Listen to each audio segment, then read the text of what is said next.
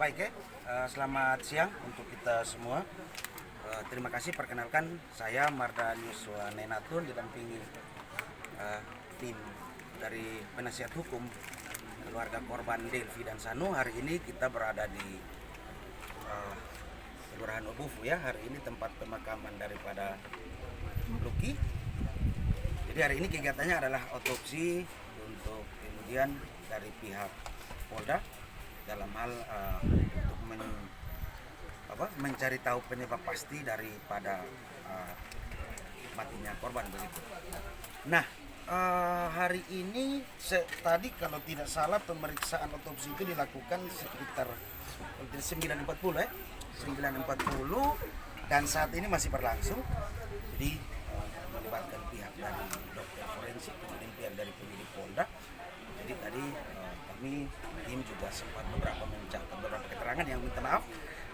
Dari keterangan ini kan masih bersifat bahwa tidak bisa dipublis, ya nanti akan dipublis oleh pihak penyidik dalam hal ini nanti dalam bentuk di berkas persidangan.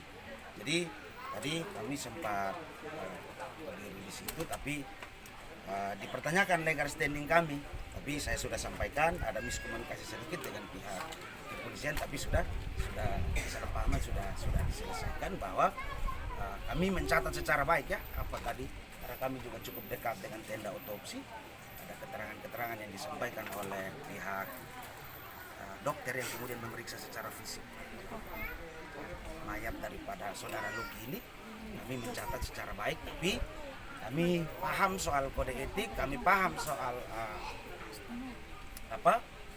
rahasia jabatan yang memang kami tidak mungkin untuk menulis. Tapi kami yakin dan percaya bahwa dokter hari ini yang kemudian melakukan, dokter forensik yang kemudian melakukan otopsi itu, kami yakin dan percaya adalah sangat-sangat objektif, tidak menambahkan atau tidak mengurangi apa yang kemudian menjadi pengetahuan sesuai dengan kode etik yang dimiliki. Jadi seperti itu mungkin. Bapak, ini kan sudah lama ya, kasus ini sudah berjalan lama dan hari ini mulai mendapatkan titik terang. Ya. Apapun hasilnya seperti apa nanti dari keluarga? Jadi baik ya, otopsi ini merupakan salah satu bukti. Jadi bukti yang dibentuk kemudian dalam bukti surat ya, dalam proses pidana.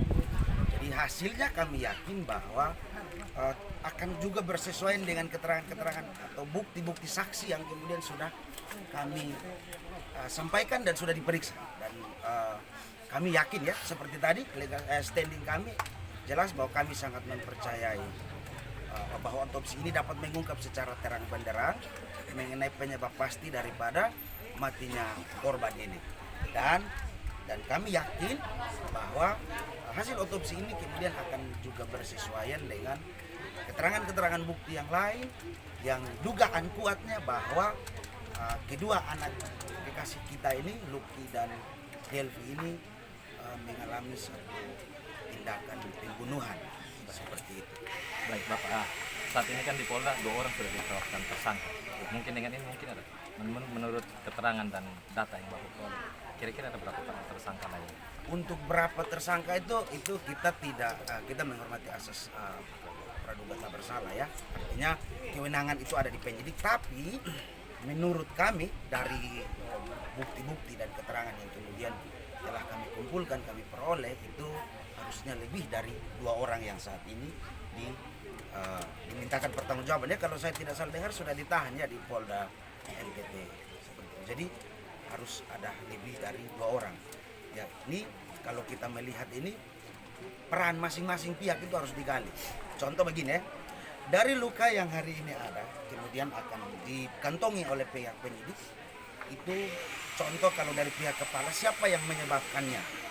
Nah, bagaimana peran 2 orang ini yang kemudian kita tahu bahwa sudah ditahan ini?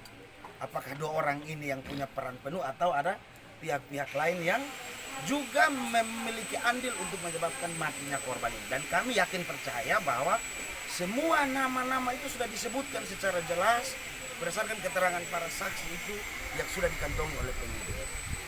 Tinggal saja memang prosedur formalnya harus diikuti, salah satunya itu melalui otopsi hari ini. Dan otopsi hari ini kami percaya ini merupakan satu bentuk komitmen dari Pak Wakapolda kemarin yang kemudian mau mengatensi kasus ini supaya cepat dapat diselesaikan.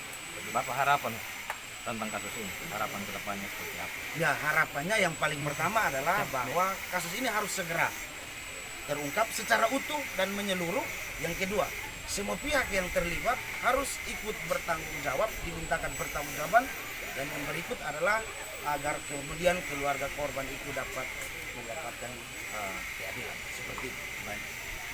Ada? Pas? Makasih.